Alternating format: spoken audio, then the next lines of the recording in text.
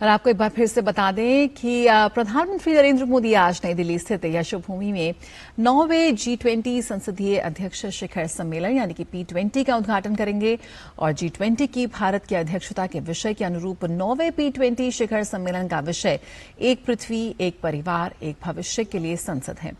P20 सम्मेलन से जुड़ी ताजा जानकारी के साथ इस वक्त हमारे साथ जुड़ रहे हैं संवाददाता शैलेंद्र मिश्र।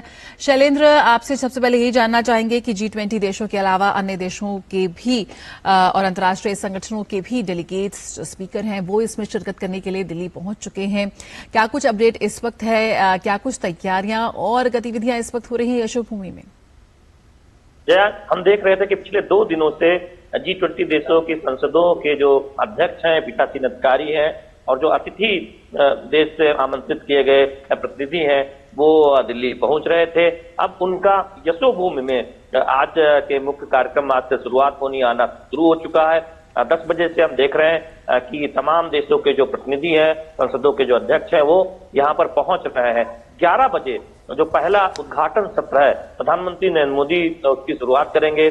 सभी को इस बात का इंतजार है कि किन प्रमुख मुद्दों पर प्रधानमंत्री नरेंद्र मोदी बात रखते हैं, क्योंकि जिस तरह से एक थीम रखी गई है उस थीम हम जानते हैं कि G20 की जो ऐतिहासिक सफलता हुई, वसुधैव कुटुंबकम और एक पृथ्वी एक परिवार की बात हुई और अब P20 में एक पृथ्वी एक परिवार एक भविष्य के लिए संसद की बात हो रही है। तो दरअसल दुनिया भर की संसद मिलकर जो वैश्विक चुनौतियां हैं उनसे बेहतर तरीके से निपटने के लिए क्या रास्ता सुझा सकती हैं, इन पर चर्चा होगी। और 4 जो मुद्दे रखे गए हैं उसमें आप देखिए कि कैसे जेंडर महिलाओं को आगे बढ़ाया जा सकता है, उनकी अगुवाई में विकास हो सकता है, कैसे पब्लिक को फायदा हो सकता है डिजिटल प्लेटफॉर्म से। तो यहाँ पर एक बात आप देखिए कि हमने दिखाया है दुनिया को कि कैसे डिजिटल लेन देन किया जा सकता है और हमारी संसद ने भी दुनिया की संसदों के सामने एक तरह से उदाहरण रखा है।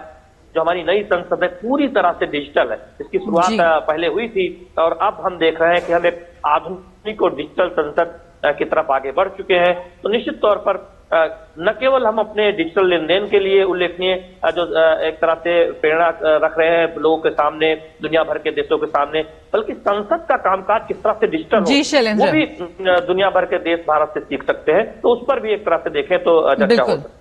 बिल्कुल शैलेंद्र, आप हमारे साथ बने रहिए। यहाँ पर राजेश राज भी हमारे साथ जुड़ रहे हैं।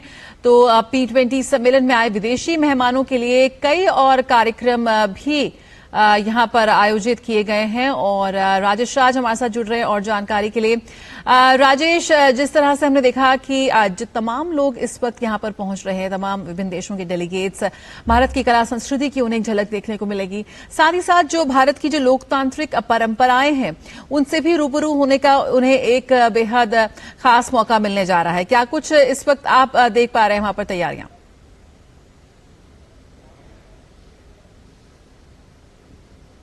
देखिए, जब मैं कल यशोभूमि में था वहां पर जब मैं लोगों से बातचीत करने की कोशिश कर रहा था, जो फॉरेन डेलीगेट्स आए थे उसमें इंडोनेशिया के एक सांसद थे फादली जोन, उनसे हमने बातचीत की थी। उस बातचीत को आपने सुबह दिखाया भी था। तो उन्होंने स्पष्ट तौर पर ये कहा कि इंडोनेशिया में पिछला G20 हुआ था और इस बार G20 का आयोजन हिंदुस्तान ने किया है और इससे कहीं ना कहीं दोनों देशों के जो रिश्ते हैं उसमें मधुरता आई है और जो क्राफ्ट बाजार में जो चीजें यहाँ पर डिस्प्ले की गई हैं यह कहीं ना कहीं इंडोनेशिया के लिए कौतूहल का विषय है। फिर उसके बाद हमने UAE की एक सांसद थी, उनसे हमने बातचीत करने की कोशिश की। एक महिला सांसद थी जिनका नाम मीरा था। उन्होंने हिंदी में बात करने की कोशिश की, हालांकि वो हिंदी बोल नहीं पा रही थी, लेकिन नमस्ते तो उन्होंने कहा ही और उसके बाद वो हिंदी में बोलने की चेष्टा कर रही थी। तो कहीं ना कहीं उनके बातचीत का ये लबोलुआब था कि हिंदुस्तान का जो डेमोक्रेसी है, हिंदुस्तान की जो भाषा, बोली, खान पान, रहन सहन, ये तमाम जो चीजें हैं ये दुनिया भर के मुल्क के लोगों के लिए आकर्षण का केंद्र रही हैं। और जब हम हिंदुस्तान तशरीफ लाते हैं तो हिंदुस्तान आने के बाद हम उन चीज़ों को अडॉप्ट करने की भी कोशिश करते हैं, हम उन भाषाओं को बोलने की कोशिश करते हैं। हिंदुस्तान के जो खान पान, रहन सहन और जो उनके टेक्सटाइल से जुड़े हुए उत्पाद को डिस्प्ले किया गया था वो कहीं ना कहीं उन्हें लुभा रहे थे। और आज की अगर हम बात करें तो प्रधानमंत्री नरेंद्र मोदी 11 बजे यशोभूमि में कार्यक्रम का आगाज करेंगे औपचारिक तौर पर। हालांकि कल भी अनौपचारिक तौर पर ओम बिरला जो लोकसभा स्पीकर हैं उनके साथ मेट्रो से हमने सफर किया था। वो मेट्रो से यशोभूमि पहुंचे थे और वहां पहुंचने के बाद उन्होंने कई देशों के जो स्पीकर, सांसद या फिर जो डिप्टी स्पीकर आए थे उनके साथ उन्होंने द्विपक्षीय बातचीत भी की, उनके साथ वार्ता करने की भी कोशिश की। और यह जो पूरा जो सम्मेलन है वो कहीं ना कहीं जया पर्यावरण के इर्द गिर्द घूमेगा। इसीलिए एक लाइव पवेलियन भी वहां बनाया गया है जिसको हमने दिखाया कि जो पूरे दुनिया भर के मुल्क में जलवायु परिवर्तन की वजह से जो समस्याएं हो रही हैं उन समस्याओं से कैसे निजात पाई जाए और इसमें जो भारतीय उत्पाद हैं वो कैसे लोगों के लिए लाभप्रद हो सकते हैं, इसके लिए साइकिल को वहां डिस्प्ले किया गया है। इसके लिए वहां पर तमाम जो हिंदुस्तान से जुड़ी हुई जो चीजें हैं उसको दिखाने की कोशिश की गई है और पर्यावरण को संरक्षित और संवर्धित करने के लिए इस जो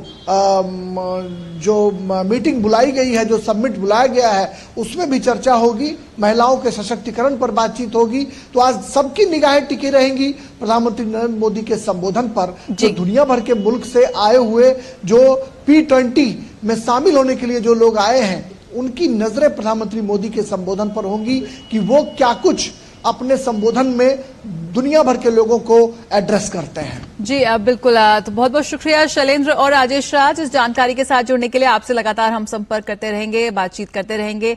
तो एक बड़ा मौका यहाँ पर P20 की शुरुआत होने जा रही है और इसका समापन एक संयुक्त बयान के साथ होगा जिसमें